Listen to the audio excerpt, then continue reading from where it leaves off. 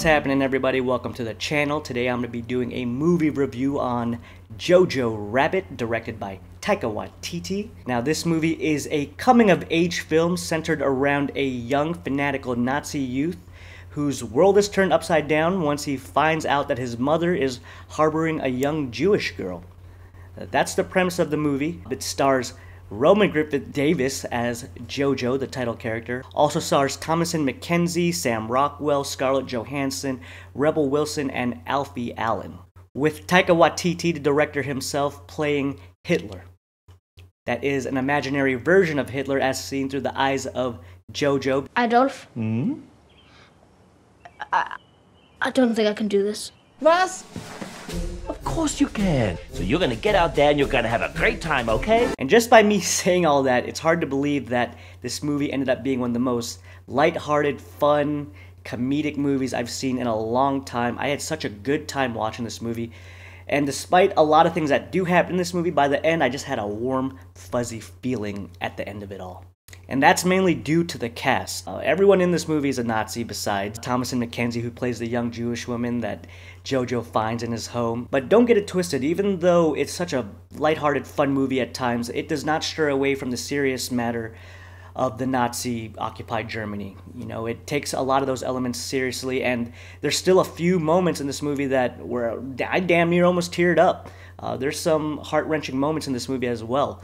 And those elements just make the movie so much better. And that's mainly because of the performance of our main actor, Roman Griffith Davis, who I've never seen him in a movie before. I believe this is his first film, his debut. And he knocks it out of the park. He is such an intriguing protagonist. He has so much charisma because he's a fanatical Nazi youth who believes all the ideals. And his best friend is Hitler, for God's sake. But you still end up liking this character because very early on in the film, you find out, you know, even though he's grown up a Nazi, he's been exposed to Nazi propaganda his whole life, Jojo is a kind-hearted soul, and you get that right off the back of this movie. He's just a product of his environment, and as he finds out his mother is harboring a young Jewish girl and the Allied forces are closing in around Nazi Germany, he's forced to change his views, and his world, you know, comes crashing down on him, and he becomes more human by the end of it. So in that way, it is a coming-of-age movie, and who doesn't like a good coming-of-age film, despite it surrounding young Nazi kids?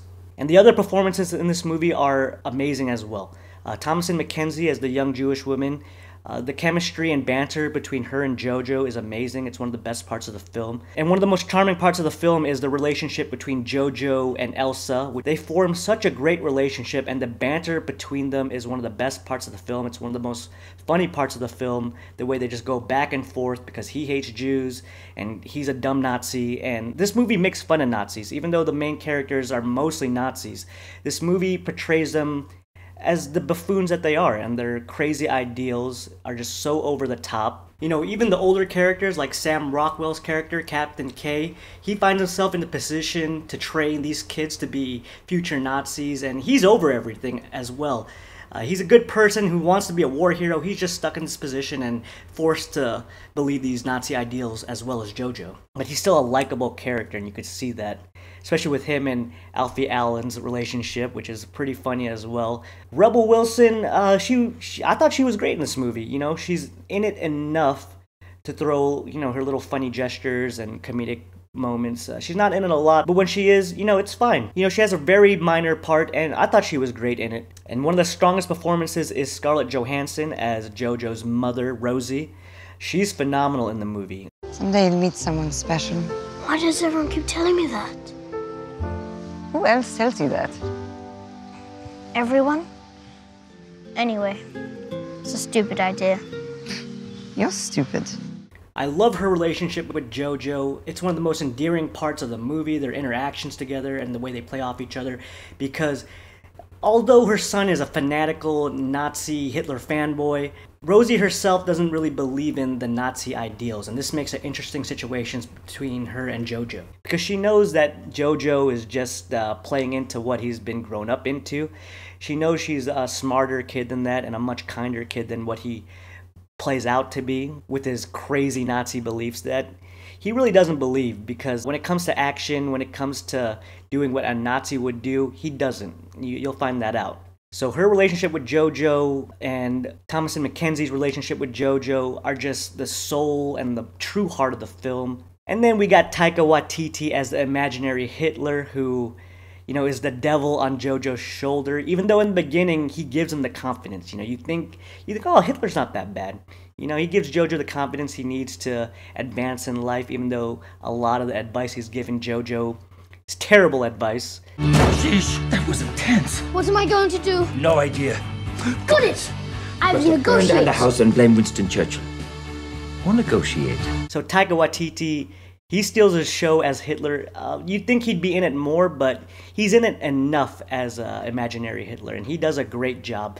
And you see his relationship with Jojo slowly deteriorate as Jojo forms a better relationship with Elsa, and the Allied forces close in on Germany. So you see imaginary Hitler's power loosen, his grip loosen over Jojo's mind as the movie progresses. And I want to give a shout out to a character out there. He's not in it a lot. I wish he was in here more, and that's Jojo's best friend, not imaginary Hitler, but Yorkie.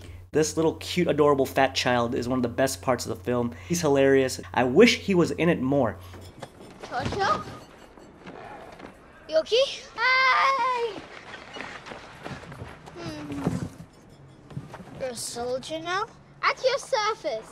But you're only 11. I know. Because every time he's in it, it's so damn hilarious with him and Jojo. I could watch a movie with just him and Jojo doing Nazi camp or whatnot in Germany. Those two are great. So just the basic premise is enough to get anyone hooked on this movie. I mean, you think you're going to root for a young, fanatical Nazi youth? Get the hell out of here. It's 2020. Have you seen people these days? They cry over everything. But no, they play into the Nazi ideals being so outlandish. But they know what they're doing. They don't glorify the Nazi life. You slowly see, as the movie progresses, the Nazi propaganda slowly deteriorating and disappearing from the city, and the locations in this movie are so great to look at. I believe they filmed this movie in Czech Republic, Prague maybe. That's one of the great things about this movie. Is it feels like a living environment, the city that they're living in. Everything's so great to look at. The home of Jojo and Rosie, the vibrant colors and the rooms, the way they're set up, and we spend majority of the movie in that house, and as a backdrop, it is a great house. The setting is wonderful. The music is great. They got popular pop culture songs that are predominantly English. They're sung in German in this movie sometimes, and it really helps the movie. So Taika Waititi, he knocks it out of the park again. Because of this movie, I went and rewatched one of his older films, What We Do in the Shadows, which is a vampire mockumentary. Now that movie is hilarious. I please implore you to go watch What We Do in the Shadows if you're a fan of Taika Waititi. That movie is so great. I watched that movie because of this film, Jojo Rabbit. I fell in love with this movie. When I was asking my friends about this movie, not a lot of my friends even heard about Jojo Rabbit. And they go, oh, that Nazi movie? It's like, it's more than a Nazi movie. Give it a try. You'll have a good time. You might shed a tear. You'll have a few laughs. I mean, this movie is enjoyable. I loved it. I'm going to have to give it a 9.0 out of 10. I might even squeeze a 0.5 in there. I'll give it a 9.5 out of 10. So let me know what you guys think. Have you guys seen Jojo Rabbit yet? How would you guys rate it? Are you a fan of Taika Waititi? The man can do no wrong. What's his new projects? I haven't been looking in the news lately. What's he doing next? Because I'm on board. So if you guys liked the video, hit the like button, comment down below, subscribe as well, and I'll see you all next time.